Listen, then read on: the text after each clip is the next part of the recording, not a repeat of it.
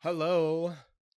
Welcome back to Shower Talk with Tina and Norm.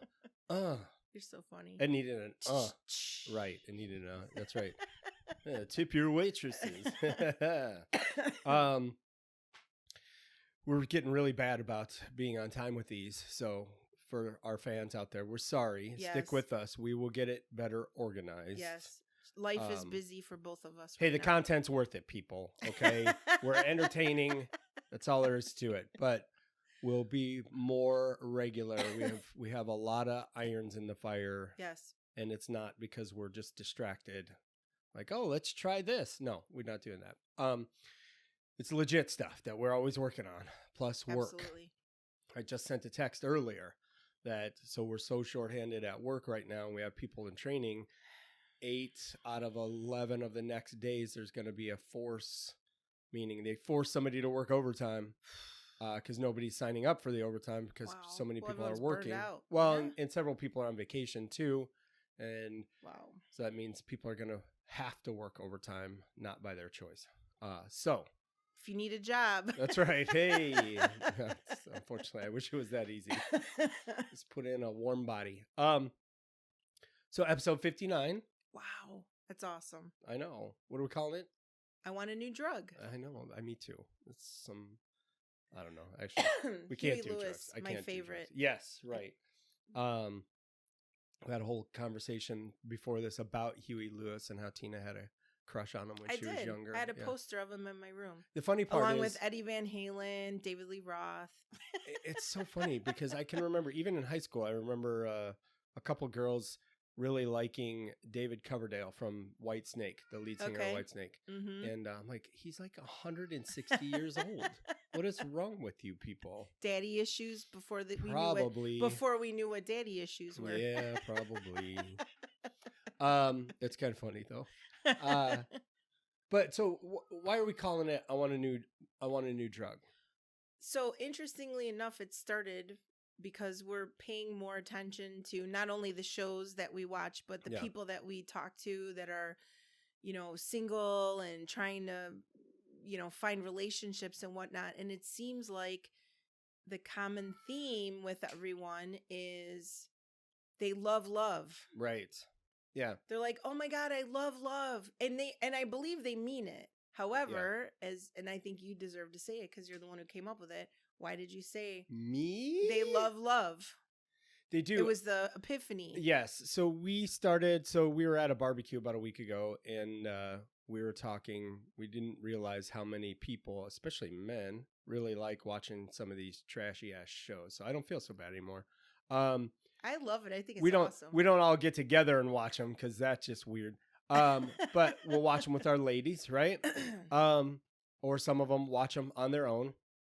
Because they're train wrecks. And we've always said this. They're train wrecks and they're perfect examples of what not to do in your life. Yep. So somebody told us to watch Married at First Sight. Yeah. And we're like, come on, really? Another show? So we're like, okay, Married at First Sight. So we went and started watching Married at First Sight. And this one girl, Cricket's just on fire today. Yeah, she is. This one girl said she was kind of, and I'm not picking on her for it, so don't flame me. Not that anybody ever really has for some of the stupid shit I say on here. She's kind of hippie-ish. She's one of those people, energy and all of this, she's crystals and a sound healer, right? And I'm not opposed to some of that stuff. I'm on board with some of it. Some of it I think is hokum, but some of it is legit. Yeah, absolutely. But she said, I love love. And I went, holy shit.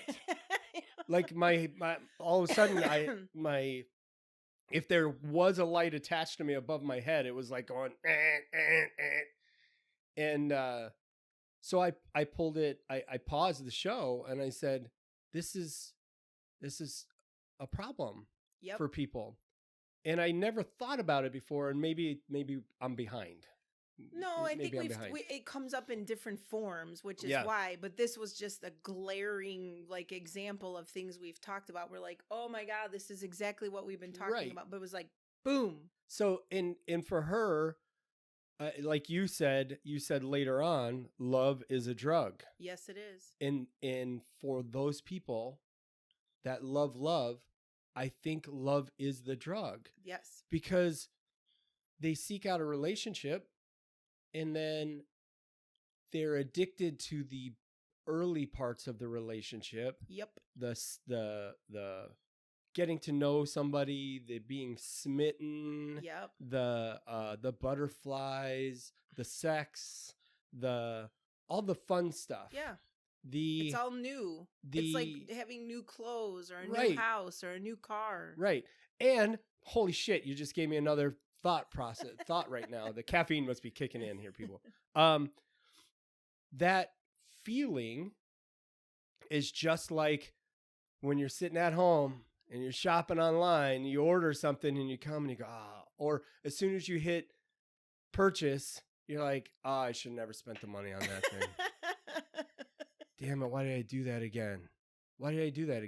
Another $500 for something I don't fucking need, but I really thought it was cute, or I wanted it, or I have 27 of those. It popped up in my Instagram. Right. It's the same thing. Yeah. It is literally the same idea. Yeah. Because they get the new shiny object. Yep. And now it takes longer. A inanimate object isn't as interactive or fun or anything as obviously a person is, right? And it's giving you a different hit of dopamine. It really is. I mean, yeah. When you're that person that loves love and is seeking it out, I think you're getting a drug hit. Yes. And then when the buyer's remorse sets in a few months down the road, a year down the road, maybe, it all depends on the frequency of when you see each other. Right. Yeah. Then they're done with it. Yeah.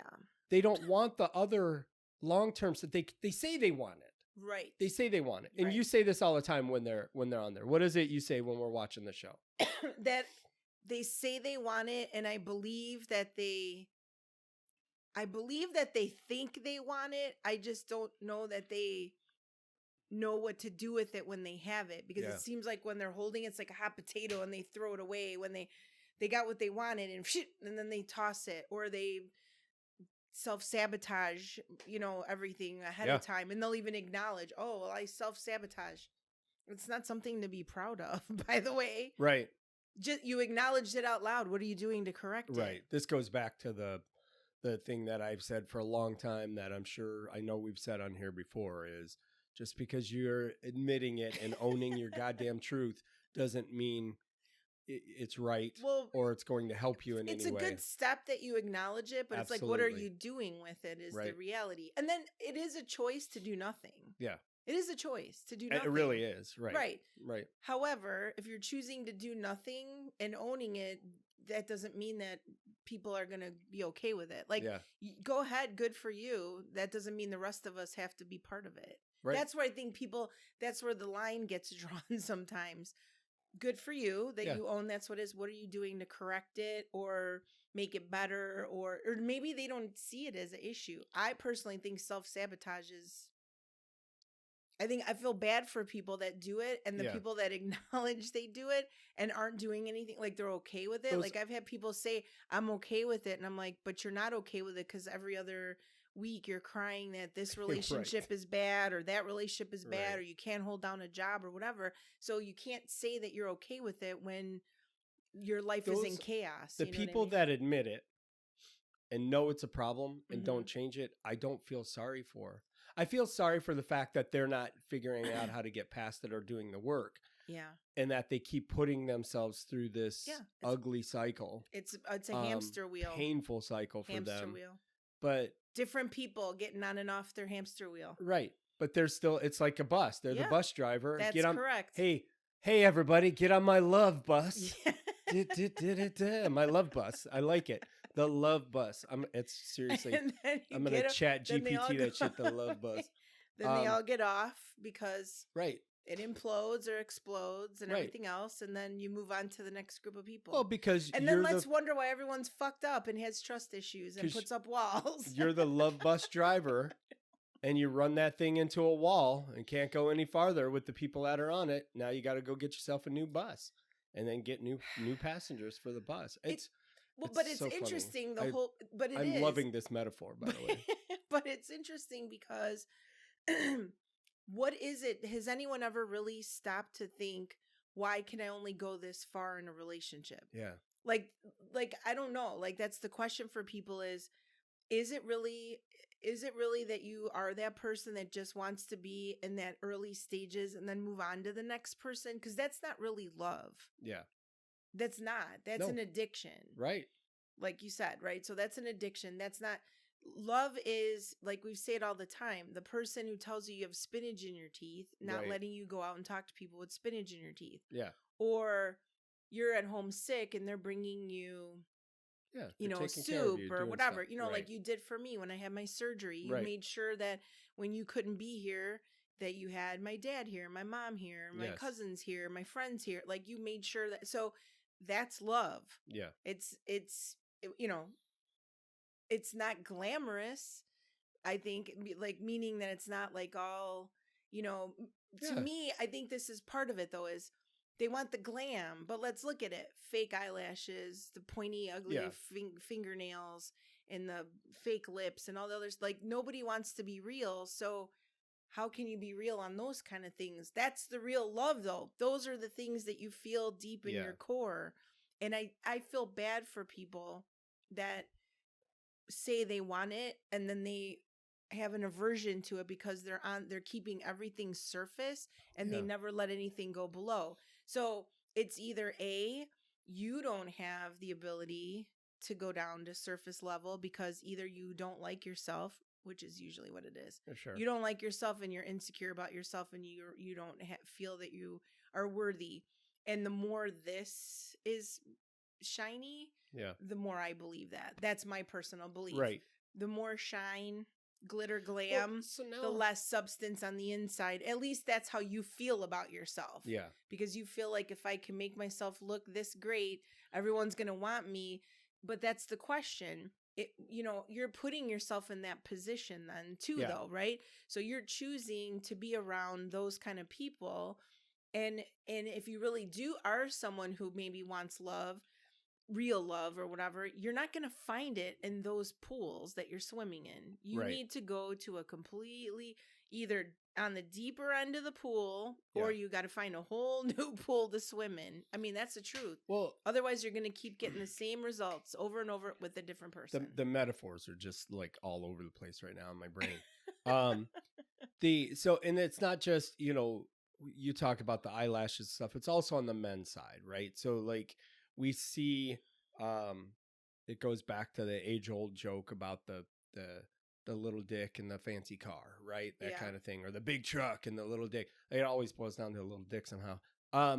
But the point is they get a fancy car. They buy nice stuff, and they're always dressed nice, and they're always looking a certain way. And there's nothing wrong with putting effort into yourself 100%. Like that. That's all good stuff. 100%. Provided that effort is for yourself and not somebody else. Exactly. I feel like when you were talking about the eyelashes and the clothes, or the tits or whatever it is. Well, I didn't talk about that. I talked about nails. Well, but I'm talking about right. I must have been thinking about tits.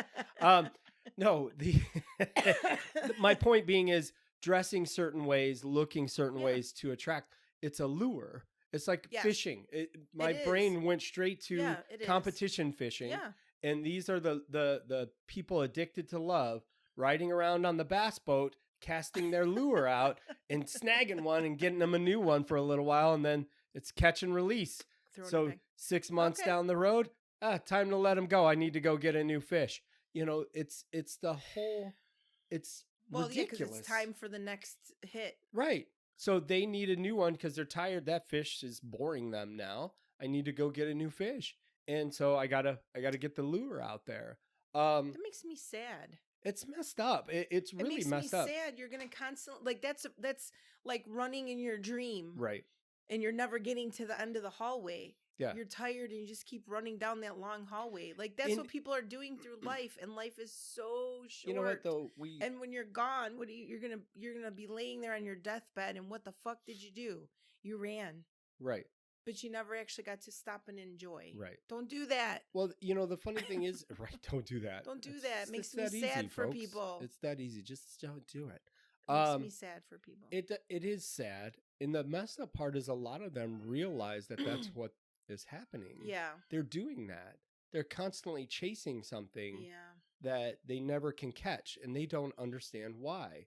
And they're not, I feel like they're not looking inside. No. And outside. What are you doing? What is it? Because if you love love, if you truly love love, okay, you love everything that's part of it. That's correct. Okay. And we're not talking about the what do I want to say? The mistreatment, being mistreated, right? In a relationship. We're not talking about that stuff. Saying, you know, we always laugh, and we talked about this before. We watch these fucking shows, even this Married at First Sight show. They're like, oh, relationships are hard. You know, marriage is going to be tough. No, it's not. It's not. There could be times or sections that having hard conversations is hard, sure, but they're the important things. Right. That part is hard. Right. The rest is not hard. No, it's not hard. Stop saying it's. You know what? You know what makes it hard? Saying it's hard. I agree. Well, it's like life is hard when you say that. Like everyone's life is hard in different ways. You know, like people financially it becomes difficult, or you know, physically it becomes difficult, right. Or I mean, there's things that come up that become quote unquote work. Yeah. I don't know that just because you're married to someone, like what happened to me last year with my neck would have happened whether I was married to you or not. So I can't say that was hard work in the marriage. It had nothing to do with the marriage. It was life got hard at that time when I was trying to figure out what 100%. Was wrong with me physically. Yeah. And actually what made it better and easier for me was having you there. Right. You were the only one that knew every step of the way what was happening before I shared it with everyone else. So I mean that actually made it easier. Yes, it was a difficult situation, but it had nothing to do with you or me. It was like that's what was happening. Right. So I don't know if it's just people's wording. Like when they say marriage is hard, what's hard? Like the two guys that were talking last night. The one guy said, well, you know, you can't be selfish anymore. And when you're making plans and when you're doing things, you got to make sure you're making room for this other person. And simultaneously, they were saying that to her, you know, when you're making plans now, it's not just you, like you want to travel, you have someone to travel. Like, and she's like, oh, I have to make room for someone else. Like, and it's funny because obviously the older you get, the harder it becomes because you get so used to being on your own that I think the difficult part is opening up your life to sharing your house or your closets or your car or your bank accounts or whatever with another person. Right. But it's not hard per se. No, but I guess, I think people don't understand the words they use sometimes. No, they don't. They don't fucking understand the words they use sometimes. You know why? Because they go around saying, I'm so obsessed with you. Okay, stalker, shut the fuck up. Obsessed is not a positive word. But it's the same. It's the same thing. Yeah. But you know what? That is a younger person's terminology now. Okay. And it's a bad word. It's a bad word. Work. Yeah. Saying marriage or whatever is hard work. Or a relationship. Yeah. It's hard work or it's whatever the case may be. Yeah. We've seen old people say this. Yeah. We've seen old people that have been in relationships for 50 years saying, oh, it's work. You got to work on it. Know why? Well, tell me, Tina. They're married to the wrong person. Possibly. You know why? Because they were taught that you don't get divorced and you don't walk away. It's okay to cheat and step out of your marriage. It's okay to live in separate bedrooms. Or avoid them. It's okay to avoid each other. I say. That's hard. That is hard. That is hard. But that's not real love. And that's end of story. And that's where the quote unquote work comes in. You're working to avoid the person, or you're working to hide things from them, to not piss them off. You're working to live a whole. Hey, I was not married to this person, the ex-boyfriend, he was living a completely separate life from what I didn't even know. Right. I found out later. Like, how hard is that as a person that you're living two lives, basically? Right. That's a lot of work. Right. And going back to you bringing up the subject of your surgery, right? Is that hard? Yeah, that's hard to see your loved one go through. Yeah. Okay. It's no different than watching your parent have to go through something hard in an illness like that could hurt them, or actually in a lot of cases eventually, kill them. Yeah. That part is hard. Correct. Because it's emotional. Okay. It's not hard to help them. Correct. It's not hard to love them. Correct. And do the things for them. Right. And even want to do the things for them. There's Right. nothing hard about that. The Right. hard part is watching them have to go through it. That's the hard part. But yeah. you know what that has nothing to do with? Being fucking married. Or in a relationship. That doesn't matter. So that's just hard. So I think, to me, my personal opinion, if you're not finding comfort in the person that you're with, right, that's a problem. Yeah. If the person, so I just had this conversation with somebody yesterday. Her and I were talking, and I said, if you feel more comfortable talking to me about what's going on in your relationship than you do with your man, that's a problem. Correct. She goes, it kind of is, isn't it? And I said, yeah, I can't fix it. I'm not him. I don't know what's going on in his mind. I'm someone who's not going to tell you. I just met him. I don't know. He seems like a nice guy. Yeah, but I don't know. That's at a party. Right. And I also believe, and I've said this before, I don't think I've said it on the podcast. So funny story. When I was with the ex-boyfriend back in the day, in my prime, in my 20s, I worked at a mortgage company that, people used to come in back in the day. People used to come in, stop in, say hello. Yeah. We all got to know each other that way, that kind of stuff. And he would leave, the ex would leave and go on vacation in the winter. He'd be gone for like a month, 2 months, whatever. And a lot of guys were like, how the fuck does your guy leave you for that? Like, I would never leave you. I would, and there was always like these comments that were thrown around. And I know, looking back on it, you're like, yeah, that's true to a certain extent, whatever. Cause I never had a say in it. Yeah. I didn't agree to it. He just did whatever he wanted. So it's a little different than, hey, you want to go take a trip not even close. It was, hey, by the way, I'm leaving in 2 days. I'm going to be in Florida for 2 months with my dad. Okay. Like, you gave me 2 days, because obviously he didn't want to have to deal with me being upset that he was leaving and whatever. Anyway, selfish. Yeah. But anyway, so I would talk to these guys, and some of them would be like, well, if you were my woman, blah, blah, blah, blah, blah. And I remember one day I looked at the one guy and I go, how do you know that? And he goes, what? I go, how do you know if I was your girlfriend that you would be that way? Right. He's like, you're like one of the coolest fucking chicks ever. I go, okay. That's how I am when you see me here. Now, granted, I was just trying to make a point, but as anyone who knows me knows I'm literally the same person all the time, because I am, regardless. However, the point I was making to him, I said, how do you know what I'm like in a love relationship? What if I'm a crazy bitch?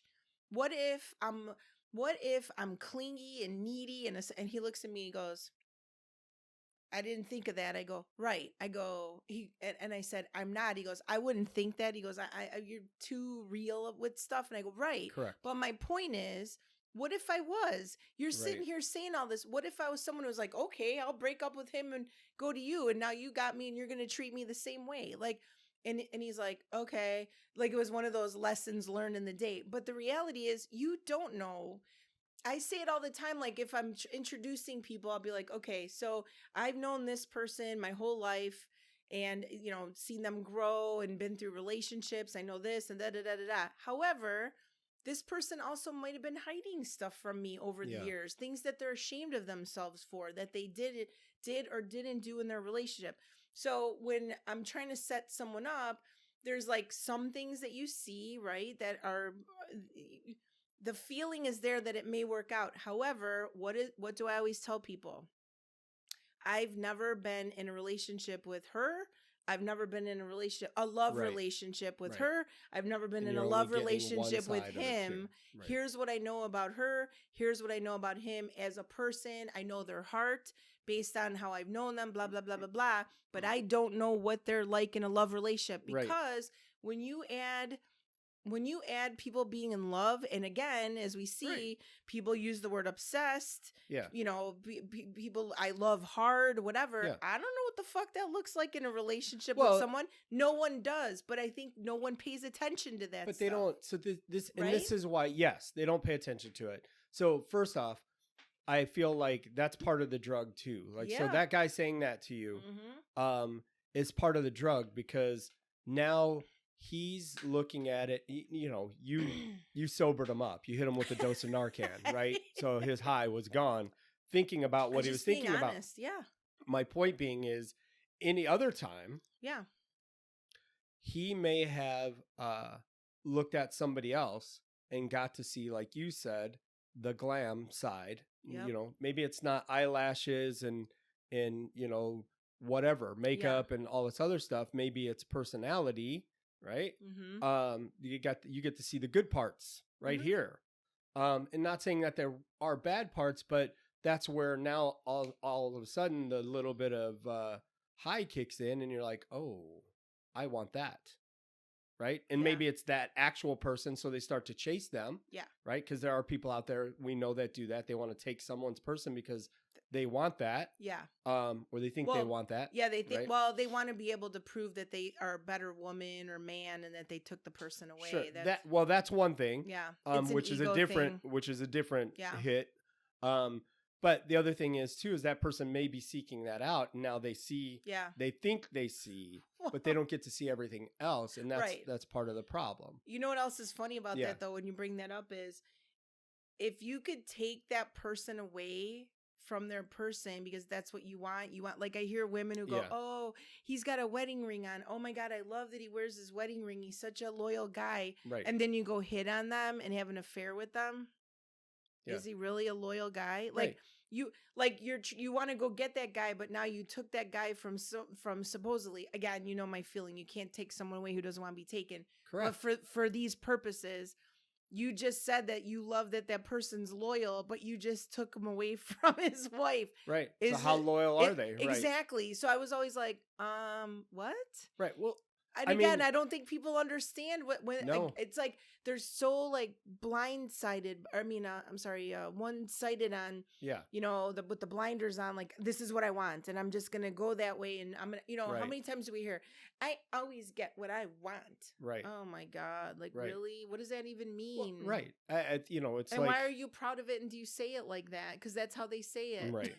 Well, if you can go and take that person, you should be thinking about why was it so easy? Yeah. Right. Good for you. It's you know, you did that other person a favor, by the way, by taking him away. Possibly. Yeah. And screwed yourself in the same Oh well. Possibly. So it makes me think of the episode of Big Bang Theory where Howard got broken up with, so they took him to Las Vegas. Oh, and the hooker came up to him, and it was like easy. It's the same concept. You know, I scored with that chick. Well, yeah, you paid her $200. Congratulations. You know, you took somebody away. They weren't loyal. They were ready to jump ship as soon as the new shiny object. So guess what? Maybe you're the bait, right? You thought you're pulling that, and they just got you. Yeah. Like, you have no idea. Who's the fisherman? The two fishermen. Right. All your lines are tangled up because you're both trying to you know, accomplish the same goal. And how's that going to work? It's never going to work in that situation. You know, and so you've heard me say this many times. Who cares if that's the way that these young people or anybody wants to live? Yeah. And they want it to be that way? Okay. Right. Go ahead. If you want to say you love, but you really love I would say you don't say you love. I would say you love the feeling of falling in love is more what it is. Right. And then once that happens, and then you quote unquote fall out, you know, you have to let that person know, because if you're finding another person like you that's okay with it, maybe your time frame is 3 months, maybe there's a 6, or maybe you know, whatever. but you both know there's an expiration date. Sure. Okay. Because Right. you both know there's an expiration date. Right. Right?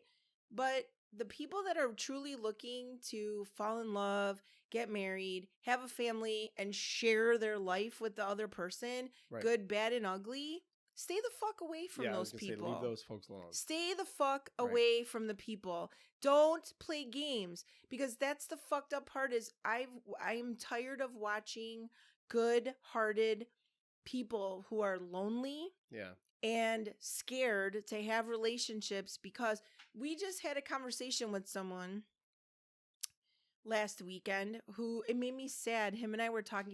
He's a really great guy. You know, he's struggling in the dating world because of the fact that he's like so nervous to approach. This is someone in his 40s, divorced in his 40s, but he's afraid to approach women because of the way women act and the way women come across, and like the, you know, and he's not a wuss kind of guy. He's not an egotistical asshole.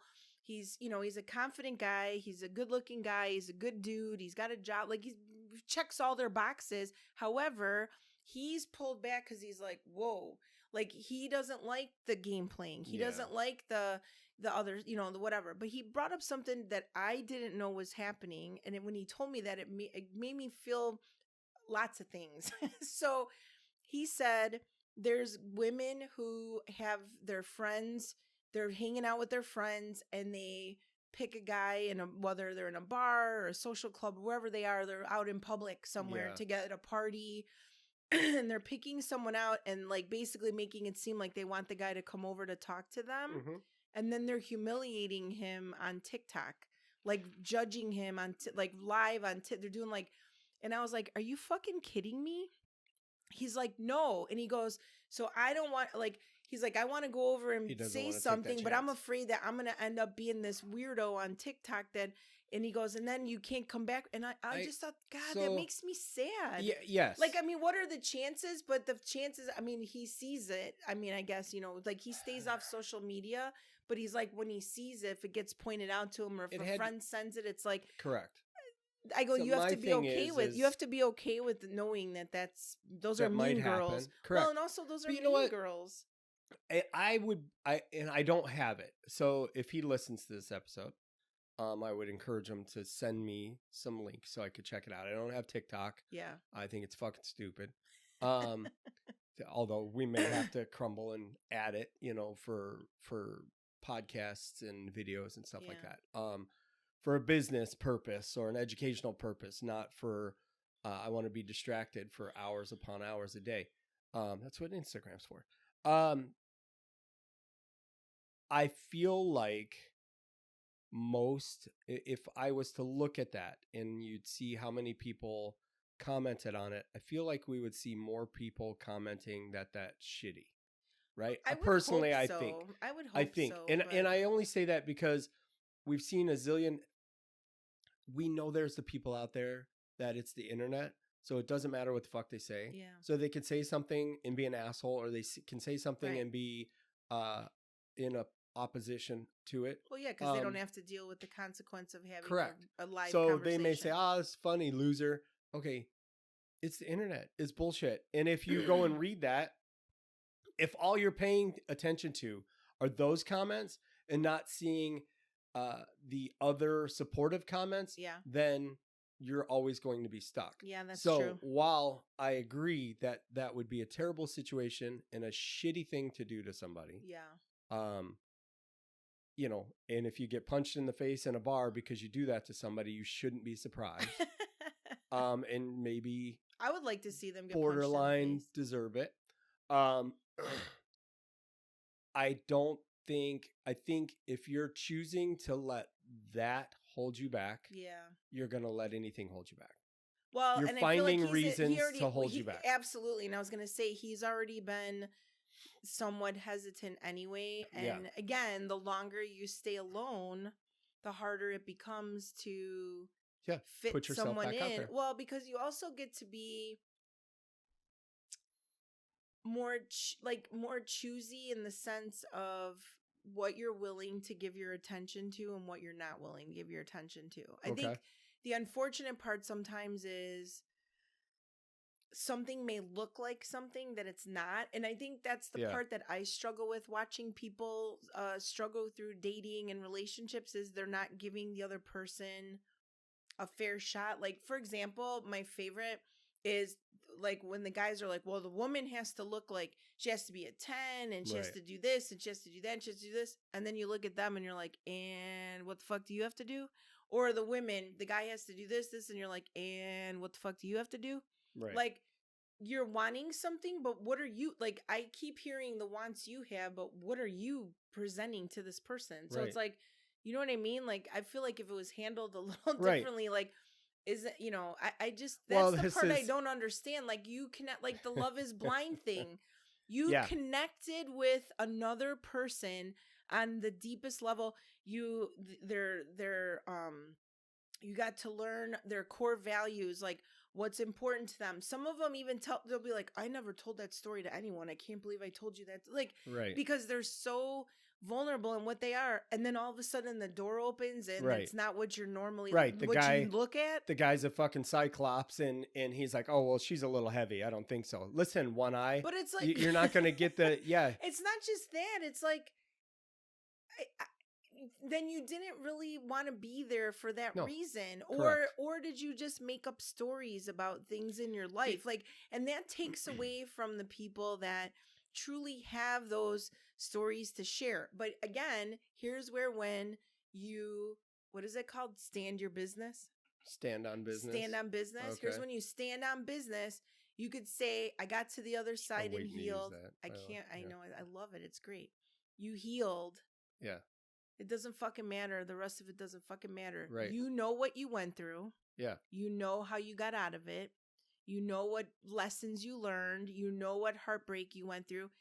If people want to use, you know, like what, like stolen valor from the veterans, it's like stolen, you know, trauma from people. Sure. And I hear people do that all the time. Like, I mean, I know people in my own family who have done it. Right. Where you're like, that never happened to you. Right. That is wrong. Right. But that's the narrative that they told, probably because they needed the attention, whatever. So when you get to the point of, it's not about ego, and it's literally, once you've gotten to the point of healing, the problem with a lot of it is people don't understand. You can't take a pill to heal those things. You can't just take one class. You can't go see the therapist once. Or, you know, I know people that have been therapy for 20 years and I know it helps them, but they're still dealing with the same issues they were 20 years ago. How did it improve over time? Like, just sitting and talking about it, that is not healing. No. Healing is you fucking dealt with it head on and you handled it and said, I got smacked in the face. This hurt like hell. How am I going to fix it so this never happens again? That's what I did after my ex-husband left me. Well, I literally was like, okay, I just literally got smacked in the face with the biggest abandonment ever in my fucking life. Right. How do I make sure this never happens again? And boom, I started putting in the work. I didn't distract myself with crap.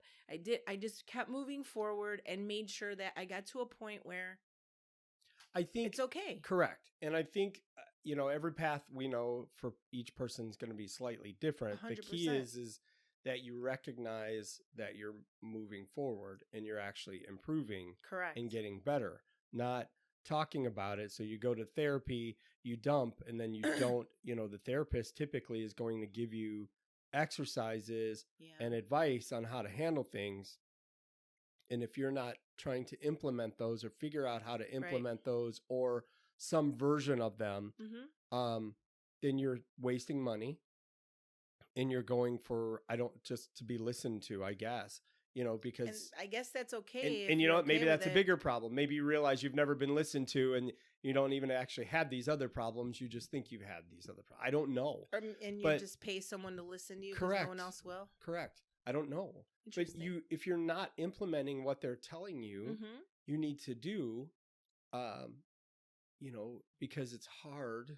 I know. I can't believe how cushy people's lives have gotten to the point where they cry about the dumbest shit. It's hard, Tina. It's hard. No one likes it. You know what? No one likes it. I didn't like it. I literally was having conversation with my aunt the other day. So she came, I was visiting my mom. My aunt came with her husband. And it's weird to say her husband because like he technically should be my uncle, right? But I think when you're a kid and a husband comes in, he's uncle. When you're an adult and there's been a couple uncles, it's no longer uncle so-and-so. It's just her husband, right? Doesn't change how, Right, of nice course. No, person, I been get it. around for a long time. Just don't call him uncle. Yeah. Anyway, I digress. But I was having this conversation with her the other day about hardships. And, I laugh and joke about and talk about life as a kid, for me growing up. I had lots of them. We were poor. We didn't have any money. We moved a lot. I don't have a single childhood friend. Not a single one. Zero. Why? Because we constantly moved. We'd go to a different school. When I was a kid, you didn't have the other kid's phone number. I was third grade, fourth grade. You didn't have their phone number. You played with the kids on the block. Right, you played with them, or that kid you went over to their house, and then you moved, so it was too far away to go play with them. You never had their phone number in the first place. How the fuck you get a hold of them? So you don't have those friends. So a lot of my friends were family, because we were around them more often than not, and so I have them now. I don't even really have them because a lot of them aren't worth hanging out with. But the point is I didn't have any of that stuff. I didn't have a lot of things, we lived on food stamps, lived in a trailer. Like there's all this shit that I could easily just go, man, I'm fucked up because of all this. I'm a shitty fucked up person because of this. Right. I should scam and be an asshole and hate everybody. I don't have any ill will. I have no bad feelings about it. Yes, I can put myself in certain situations from back then and feel the feelings from that again. The shame or the sadness or whatever you want to call it. It would depend on the situation. Yeah. However, it doesn't follow me around. I don't, all my decisions are now. There are decisions I make because of that, because that was so ingrained in me. Right. There's no way of getting around it, but I know why I'm doing them, and they're good decisions. They're not like, most of the time, except when I spend money on something, because I didn't used to have it, so I have it, and now it's like, okay. You also work really fucking hard. Right, so. Right. It's not from the podcast, people. We're not getting a lot of money from this thing. We're in the hole. We're in the hole right now with the equipment and everything else. But that's okay. This is for us a lot of times, and it helps everybody else too. But my point is that shit's hard. Yeah. Okay. It's you're choosing. We're not talking about trauma. Okay. I'm not talking about being abused as a child. I'm not talking about any of that really horrific stuff. Of course. That's different. That changes you. 100%. That changes you. Like literally changes your DNA. It does. Literally. It messes with you for lifetime. It does. And I'm sorry for people that have that. And I'm hoping you're getting help and you're getting better. I really do. Me too. But anything else hard, tough stuff. Yeah. Doesn't you have to be able to go, okay, yeah, that was tough. Just like going back to using your surgery, that was hard. It was hard to see you in that light and have to deal with that. But you know what? Yeah. You're fucking great now. Why do I want to go back and visit that and go, man, that was so hard. It was tough. I feel so bad about that. No, I'm done. It's done. We made it through.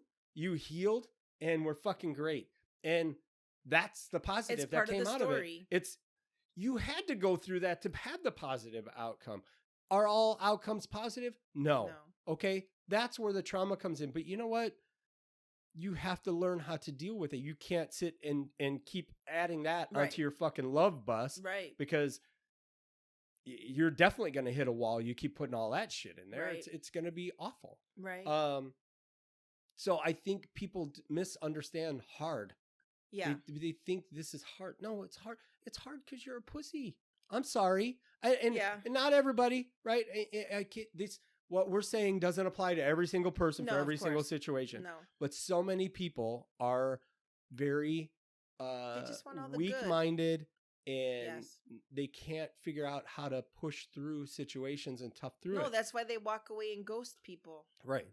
Oh, I don't want to have to tell them especially relationships. This. Oh God, yeah. Especially these relationships. Listen, and avoiding it now. So, talking about the person we were talking about when it came to worrying that this is going to happen, man, you're making yourself agoraphobic, right? Yeah. I think that's the right term. I wanted to sound smart. I don't know if I did. You make it to where you don't want to go out anywhere and interact with anybody, and you refuse to, and then you're angry about it. Yeah. So incels are a great example of this. We have a number of examples where people have worked this. They've labeled themselves an incel, first off. So are you actually an incel, or did you label yourself that because you didn't? It's unfortunate you're afraid that to once be again vulnerable, the labels, right? Wow. Listen, they keep giving labels for everyone to choose from. We have an episode that talks about there's a weirdo for everybody. Yeah. Okay. Yeah. If you're a fucking weirdo that likes to play video games and Dungeons and Dragons, I'm using this as an example. Those things were always fun to me. I was going to say, what's wrong with video games? Exactly. Nothing's wrong with any of it. But if you're that, let's meaning say that it's not everybody. You're the stereotype. Yeah. Okay. You're the stereotype that doesn't like to do what everybody else does, and you like to do these certain things. There are other sexes out there that also like to do those things. You have to just find your person. Yeah. We were just at work last night, and I can use that as from a guy standpoint, because most people that have a lot of the people that have committed the very violent acts in our country have been men, and out of those more recently, there's a percentage of them that are incels. They're considered involuntarily celibate. Okay. Yeah. A term that was coined by a female a number of years ago, but it's been picked up by people that can't find a person. They can't find a person that will want to have sex with them. And I question the fact that what do you think's going to happen? You're going to walk out and they're be like, okay, give it to me, baby. Like, what? It doesn't work that way. I know. And if you also aren't putting some time into yourself, it's certainly not going to happen, because you know what? They see that. They feel it. If you're not confident in who you are and what you do and put yourself out there, and then you go to these things that you typically probably don't fit into anyway, or you're super uncomfortable. Right. People feel it. Yeah. They see it. They pick up on it. Put yourself in situations where you're the fucking rock star. Like, do that, because that's where your people are anyway. It's finding your people. This isn't saying you're awful and nobody's going to love you. No, you're swimming in the wrong pool. You're swimming in the wrong pool, and then you're allowing yourself to be so upset about it. And should we be able to, we talked about this stuff a lot. Should you be able to walk into this room and be accepted? 100%. You should. Yep. But you know what? You may not be. And that may be because of who you are and who you've put out there when you got there. And it also may be because they're judgy assholes. Who they are. 100%. Who they are. So, and oil and water don't mix. Yep. Oil and water don't mix. So what do you think is going to happen? You're going to be disappointed. Yeah. And then you're going to be mad. It's not a fucking 80s movie. You're not rolling up in the prom and taking home the prom queen because you did some dorky shit that they thought was cute. That doesn't happen all the time. No. You got to let that go. Yeah. You have an idea in your head of the way it should happen, and it's not always realistic. Right.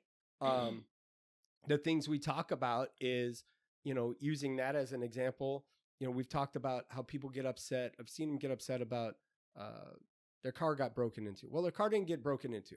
What happened is assholes are walking through the neighborhood at night trying car door handles, and this car opened. So somebody went in their car and stole all their shit. Okay, well, what do you learn from that, right? What is their deal? You shouldn't have to. First off, I'll tell people, lock your fucking car door. Why'd you leave your car door unlocked out in your driveway in the middle of the night? And people will get mad. Well, I shouldn't have to worry about that. I agree with you 100%. You shouldn't have to worry about it. But you do. But you do, because some asshole may come and do that to you. And now you had to learn the hard way That is reality. Yeah. Whereas if you had just gotten out and locked it, you know, it wouldn't have been a problem. It wouldn't happen. Or they're going to have to really work to get in there. And if they're willing to do that, it didn't matter anyway. Right. It didn't matter if it was locked or Correct. unlocked. They hit don't put yourself in a situation that you're not going to flourish in, that you automatically... We have to be comfortable with being uncomfortable. Yes, okay? We do. So that's where the growth is. What does that mean? Okay, if you're somebody that doesn't go out, using our friend as an example, he's worried about this. Now he's staying home. He's not going out at all. Well, you can't catch fish without a fucking pond. Right. Then if the fish isn't going to flop through your fucking door, it's not going to happen. Right. So if you don't go out get on the boat or even stand on the shore and dip your toe in the fucking water and try to catch a minnow or something, at least something, you have to be uncomfortable with it a little bit. That's not to say, but you have to be realistic. Don't go to the Miss America pageant, and not having showered or done anything to put into yourself as well, and hope that you're going home with, Miss North Carolina or whatever. It's not going to happen. And if it does, you should write a fucking 80s movie about it because it would be amazing. But you can't do it. Right. The uncomfortable part is just putting yourself out there. But pick something. Another great example. I don't mean to monopolize this conversation. You're making great points. One of our neighbor friends found some other friends that have a common interest, and it's trains. Mm-hmm. Unbelievable how many fucking people like trains, by the way, right? Okay, it's a train. But they fucking love them. And he's found a lady friend in there that he can go do stuff with. Now, whether that blossoms into something or not, hard to say. These are all people. He goes and hangs out with these people that he had never met before. Yeah. And they all made plans. That's a comfort zone for him. Yeah. It's for lots of people. Well, especially for him, though. But you know what? He went and fucking did it. Yeah, and without any question. He just went and did it. He just said, fuck it, I'm going to go do it. Yeah. You know what? And then he's made time to go out with the lady that's in the group because they seem to get along and they have a common interest. But he would have never been able to at least find some of that if he hadn't put himself out there. Right. But he strategically put himself out there. He went and did something that he fucking loves with other people that love the same thing. Right. And now they bonded. Now the little hearts can go flying if they need to, Yeah. Even if it's just a rainbow, like, hey, friends, good friends, other people, instead of sitting at home thinking shit's not happening for you. Right. If you're a fucking D&D person and you like to play D&D, go find D&D events. Yeah. And hey, if you're a dude and you're looking for a chick, go find D&D events that have chicks playing in them. So you can meet a chick. Like, go put yourself out there. Right. Well, that's where I think that's the part where people don't understand the whole loving love thing. So for example, if you don't have anything in common except your physicalities, how are you supposed to continue on that relationship? Right. This one likes to dance, this one doesn't. This one likes to read, this one doesn't. This one likes to travel, this one doesn't. This one likes to stay home, this one likes to go out. And it's not saying it has to be exact, but what your commonality is that you're both hot people? Right. Okay. Great. So your commonality is sex? Why can't you just be friends with benefits or vanity? That's not love. That is sex. That is vanity. Right. That is not the same thing. Right. And if you can't bring each other around each other's friends because there's no commonalities, there's nothing like that. I mean, that's part of it though, right? Is that, and again, it doesn't mean that every facet, it has to be all aligned and we all have to like the same exact thing. However, there has to be some commonalities. Like we like to play poker. Right. We like to play Texas Hold'em. So we know other people that like to play. We've met some absolutely incredibly amazing people playing poker that we would have never met otherwise. Correct. And we all got brought together by mutual friends. And now there's this group of people and we all get together and we play for fun every so often. But it's and there's all different walks of life. Right. And and it doesn't matter. You're in a room full of people who bonded over poker, and then all of a sudden you find out this person likes this and this person likes that, and then all of a sudden that's and how now you find somebody else that has another similar interest, right. and you're like, Or holy shit. like I've always said, like when I put on my matchmaking event, I said, you come out to this matchmaking event, you may not find the love of your life at the matchmaking event. You can't go in there assuming you will, but you also can't go in there assuming you won't. Yeah. What happens if you meet someone who becomes a good friend and that friend's brother? Like, I'm the person who would be like, hey, you know what? You'd be really good for my cousin, or you'd be really good for, I have this friend. Right. I'm at this event. I met this person who I believe would be a great match for. That's how my brain works. I'm always looking to connect however I can, but, you know, obviously intentionally and with good intentions. Right. Never not just to to connect go, them. oh, you're two single people, you'll Right. fit. No, it's like, Right. oh my God, all the things we just talked about, you fit with this person. So Correct. I brought that up at the event, and a lot of people were like, I never even thought of that. You know what I mean? Which was kind of cool because people ended up actually like forming a little pickleball league out of that. And then they all blossomed off into different friendships. And I think two of them dated or whatever from one little thing. They just took a night of going, going that we put together. That was like, but it's like, those are the things that you, if you truly do love, you have to love those other things too, right? That go like, love those things about the person, not just what they look like, I think, or what they offer you. Right. And I think one of the things you said in there, you talked about connecting, right? Mm-hmm. Connecting people. And that's what you do inherently, naturally. It's who you are. You're that person. You're gift. Like a conduit, right? I am a conduit. However, the word connection is used a lot. Yeah. And it's overused. It's overused, but I also think when people talk about it, we watch these shows and it's like every other minute it's connection. I want to make a connection. It's a different term. Yeah. But it's the same. You're seeking the same hit. You're seeking the same hit. Well, of course. Because those two people that you used as an example before that are vain and are, they're hot people that just want to have sex. That's their hit. That's their connection. Yeah, right. But that connection is very short and very brief. So call it what it is. Right. That's it's like a love. firecracker versus, something that burns a lot longer. It's connection. Boom. Okay. Done. Right. Bottle rocket. And why not just call it what it is? That's the part that I don't understand. Well, but see, I don't know because it never was that person. They have to know that that's not what real love is. Right. It's not. I don't know if they know what the fuck it is. Maybe they think they're going to find love by going through that process. But not if you're not willing to make changes in what you've been doing your whole fucking life. That's brought you to the position where you don't have it. That's the part they don't get.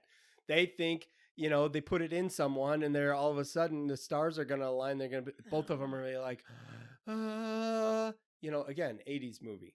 No. That's how it's going to work. They're going to fall for them I some wonder way. how many people realize that they stand in their own way of almost everything in their life. I'm going to go with none. Because they're not making the decisions. They're making decisions based off of nothing sometimes. Based off of incorrect information. That's why even me as a person, as a loan officer, when I'm working with people, they're making the biggest purchase of their life. And I don't take that lightly when I talk to people. And so I'll give them all, we literally talk about such nitty gritty things that they'll be like, why are I'm already talking to a loan officer. I'm like, okay, so you probably already heard this. And then they'll be like, I didn't know that. I didn't know that. I didn't know that. And I'm like, I thought you were talking to a loan officer. Like, how do you not know these things? And it's important stuff that, in my opinion, helps make informed choices. Because if you don't we make informed choices with the information we have at that moment in time. But if you didn't do the homework, or you just automatically trust it, I love that people trust me so much where they're like, here, just give it to me and I'll sign it. No. Right. No. Thank you for the trust. I need you to review it. I need you to look at it. If you have any questions, don't sign it until you understand. Again, I'm super grateful and I take that very seriously that people trust me. I will never do anything to hurt that trust that people get. That's a big thing close to my heart. So I would never do that. However, I don't just go ahead and sign it. Right. I want you to understand. It's important that you understand this. You have to take the time to make the informed choice. If you don't, then you're just looking to blame someone else in the future. You didn't tell me that. They didn't tell me that. And I don't know. I want to believe that that's not what people are doing, but sometimes I feel like it is. They automatically are setting up their own lives, Yeah. by being able to blame other people forever. Yeah. What the fuck is that? Like, why are you putting that much control in other people's fucking hands? Yeah. Especially a professional, a mortgage person, or a real estate agent, or an attorney, or a doctor. Why aren't you fucking questioning? That's your life, your decisions. Well, like, I go back to the doctor again. I had to literally bully my way. Yeah. And I'm going to use that term because I started to get pissed off and bullying because they weren't listening to me. And if I didn't, I'd be sitting in a wheelchair right now. My whole life, our lives would have been completely fucking different had I not taken my own life into my own hands and fucking bullied my way through the medical system. Yeah, absolutely. And I don't look back on it and I'm not upset about it at all. No. I wasn't mean to people, but I was strong with people. I did a lot of crying. I did a lot of, being pissed. I made a lot of calls, whatever. But I had to push. And thank God. Yeah. Literally, thank God if I didn't. So when I look at it, that's why I think I get so passionate about it for people is take fucking control of your own life. Right. And the way you do that is you turn, like you said earlier, you turn inward. Do you really want love or do you just say it because you want the hit? Right. That's a very different thing. And it's also not fair to the other person. We watch these people. I watch people in real life as well as on the shows.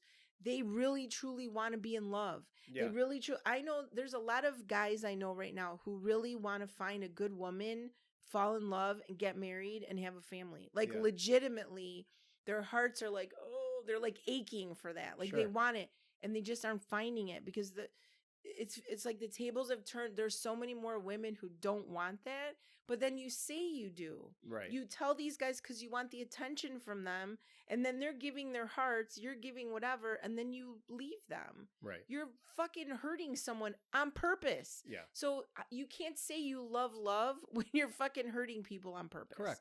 Just call it what it is. And I love falling in love. Right. And end of story. Additionally, when it comes to putting yourself out there, I had the thought when I was talking about that, we were mentioning that we, a lot of people will be like, well, it's easy for you, right? You have personality. It's easy for you. I don't like going to events and networking with people a lot of times because a lot of it's fake. I can't stand it. Mm-hmm. So I'll go. Sometimes I stand off to the side. If there's people that I'm going there to see, okay, then I interact with them. I don't always like it. Mm-hmm. But if anybody has an excuse in this world, is me, right? I could say I have this excuse. I grew up a certain way. I was not popular in school. I had one good friend in high school, and that was it. I had acquaintances of people that I knew, but I could easily say, now I'm sure there were others that had it even worse than I did. Mm-hmm. Some that certainly had it way better than I did, but I could easily make the excuse that, because of those experiences, I don't want to put myself out there. Mm-hmm. I don't want to meet people. I don't want to be personable. I don't want to talk to people. Right. I feel like I learned from that and became more personable. Mm-hmm. My sense of humor and who I am is born from all of that. Mm-hmm. And having older brothers that are witty, that I had to get quick at. You adapt. You adapt. Yeah. And you develop and you hone shit. Mm-hmm. Don't use your circumstances as your excuse to keep you locked up and not take risks. Grab the strength from it and run with it. Yeah, because honestly, it's making you who you are. It makes you stronger to go through that shit. It will, or it'll destroy you if you allow it, and then you're stuck, and then you're going to be blaming other people. Of course, that's the biggest part I have, and partly why I brought up the incel thing is because I'm sure those people, if I had ever met any of them, and maybe I have, and don't know it. I feel bad for them. I don't want them to be in those situations. But this is no different than how we started this conversation, which is talking about, what are you doing? Are you doing this to yourself? Mm-hmm. Because if you are and you're not taking those risks, I don't feel bad no more. You know what you can do. Yeah. You know what you have to do to change this. Stop fucking letting everything else dictate how you live your life. Stop. You can change it. And that doesn't mean go out and take it out on everybody. Right. No. Learn from it. Yeah. Use it, like you said, as strength. It is a strength. Build character. If you could look at it as not a weakness, just like when I say people think vulnerability is a weakness, fuck that. Vulnerability is a strength. Vulnerability is a strength, right? Because you know why it's a strength? Because you owned what it was. I use this every single time when I talk about this with people. If you ever watch the movie 8 Mile. Yeah. And here's a spoiler alert. At the end of the movie. From a 20-year-old movie. At the end of the movie, it's one of my favorite of all time. He owned all of the shit that happened to him. All the things that they were going to use against him. He already owned it, knows it, is proud of who he is, and he fucking throws it at him. Right.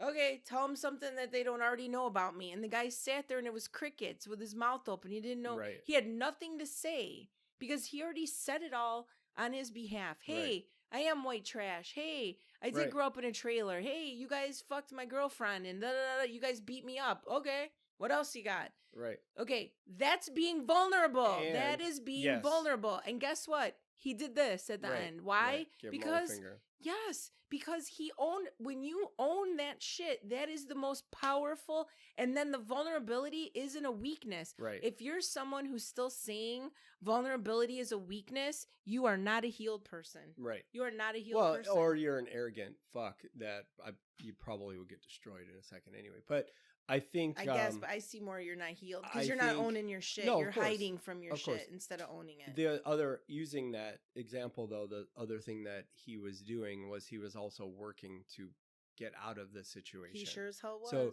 he wasn't... This is going back to what we've been saying forever, is just because you own it doesn't mean... What are you doing to change it? So he was actively working to get better and change it. Now, and be different. He is in a situation that's harder where he was at. That doesn't mean it can't be done. That's we correct. hear this, we see this all the time. Everybody talks about their own community as to why it's so hard to get out of that community. But there's many examples of people that have gotten out of your community. Whether it's you were poor and lived in a trailer, whether it's you live in a certain demographic, whatever you came from. There are lots of examples in each one of those demographics or communities of people making it. Because why? Because they worked and they put themselves out there and they did it. Now, will you reach their status? Maybe, maybe not. Maybe you'll go beyond it. Maybe you'll get halfway there. But you've now improved yourself out of what you were in. Well, so it can be done. The hard part is that a lot of people, because we're tribal as human beings, they got shit on and fuck you and you think you're better than us and whatever. That's what holds most people back is the fear of all the people around them holding them back and saying, "Oh, you think you're better than us because you did whatever." Ridiculous. I mean, I lost a good friend because I didn't drink, and his wife said, "Oh, you think you're better than me because you don't drink?" And then she told him he couldn't talk to me anymore. And I lost a friend.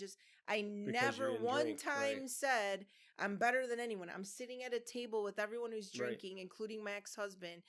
I don't care if you guys want to drink. I wasn't drinking that night because I was the DD. Right. Stupid. But I lost a friendship over it because of something like that. But at the same time, what kind of friendship was it? If you could give away I must have obviously not meant that much to you. And understandably, that was his wife, whatever. But sorry, and it applies. It is what it is. But I mean, I'm just saying that most people, I think that's the hesitation is I'm afraid if I leave my neighborhood, everyone's going to hate me or I'm not going to have any friends or whatever. Same as for any kind of, especially a love relationship, but friends, that's a friend relationship. But a love relationship, a lot of times it's the people around you too, that you have either a certain perception or they put that on you, and now Right. you have to live that life Yeah. because that's what you've Right. decided to do. And now, Well, now what do you do? So but that's also why I feel like sometimes people think they should be married and have children. correct. Because all the people around them have But been. I was one of those people. I was in a long-term relationship. I started when I was 19 years old, and by the time I was 24, and they're all like, "Why aren't you married? Why aren't you married?" Because I don't want to fucking be married. Right. I don't want to fucking be married. And they would harp on me and pick on me, and by the time I was 27, all my friends were married. I stood up to like I don't know how many weddings in my 20s. Right. I wasn't getting married just because everyone else wanted me to get married. And I'm grateful that my mom and dad did not push me to get married. My mom said, "Yeah, Tina does whatever she wants." No, like David, like I think they probably just gave up on pushing me because I was like, "Fuck everyone, I'm doing it my way." Good. Anyway, but I'm just saying that like you have to be okay with, and again, I was okay with it. And if I was going to be by myself, and I did, I lived on my own for 10 years. With him and I broke up, and I lived by myself. For a couple years before I met the ex, whatever. Like, there's a lot of time that I lived by myself. I didn't care. Right. I'm self-sufficient. I'm okay. I would have loved to have been able to share, but I wasn't going to share with the wrong person. Right. Just to say I'm married. Right. Just to say whatever. And I'm certainly not going to have kids with someone just to have kids. Like that wasn't going to happen. Right. So fit into the tribe. Yeah, I'm just saying, like, so that's I think part of the uncomfortable. But it's like, again, breaking that cycle of being part of that exactly. tribe, so. But also going back to the other thing, if you're someone who loves falling in love, there's nothing wrong with admitting you love falling in love. Mm-hmm. You have to understand two things about yourself. One, why can you only get to a certain level and then you're incapable of loving another human being? Sure. Is it because you don't love yourself and you don't know how to love? Or is it because you love yourself so much that you're the only person that matters? Those are the two things it could be, right? Right. Or you have to decide, is there something you can do to, like, do you want it to really be real love? And it continues past that phase of, the shiny object and the butterflies. Sure. You have to decide. But if you don't, it's okay to say that you're someone who sticks around for 6 months and leaves. Right. Just be honest with the other person, because it's not fair to another person to drag them in and bring them in and have them give up their life for something that's temporary when they're looking for a lifetime. Right. That's all I'm saying is I agree. There's nothing wrong with living those ways. You just have to be honest with your intentions to other people. Agreed. Because you're affecting those people as well. I think that's what the missing piece to the puzzle is with people. Yeah. Is that we can all live our lives for ourselves, but when you're including other people, you need to make sure that you are intentionally doing things that are going to affect them. They need to be told what's happening. Right. Agreed. And if you don't have the balls to say it, then maybe you shouldn't be in relationships at all. Yeah, well, we know that ain't going to happen. But just saying. People won't do that. Be kind. They talk about being kind. That's being kind. Right. That's being kind. I agree. So, anyway. It's a good conversation. Yeah. Very good conversation. Turned into way more than I thought it was going to, but it was in a good way. Yeah. I'm happy it did. Anybody has comments, wants to, say something about what we had to say, feel free. We'll read it and we'll respond, or we won't. Tell you to piss off or something maybe. You can reach out to us on Facebook at Real Shower Talk. Otherwise, Instagram, real.shower.talk. And then, what's our email? realshowertalk@gmail.com. You bet. We do appreciate all the emails we get from you guys with the comments and the thank you. Or the texts. We have people that text us or message us and tell us. And the YouTube comments as well. Like, we appreciate keep those up. It. Hey, if you're watching on YouTube, like it, subscribe to the channel. It helps us grow. That's our goal, is to grow and reach as many people as we possibly can. Yeah. I think that would be really cool. We were actually throwing around the idea of maybe doing like a call-in or a guest or something potentially to kind of maybe. We're trying to see how we want to do it. We have we don't that's the hard part. We might have to We'll organize that, and when it comes up, it'll come up. There's a couple people that have said they'd love to be on here someday. Or we'll do a remote I would love to be able to just be like, here's the phone. Can you hear them in the phone? Yeah, I think that doesn't really work, but maybe. We'll see. Anyway, thanks for listening. Yeah, until next time. Bye.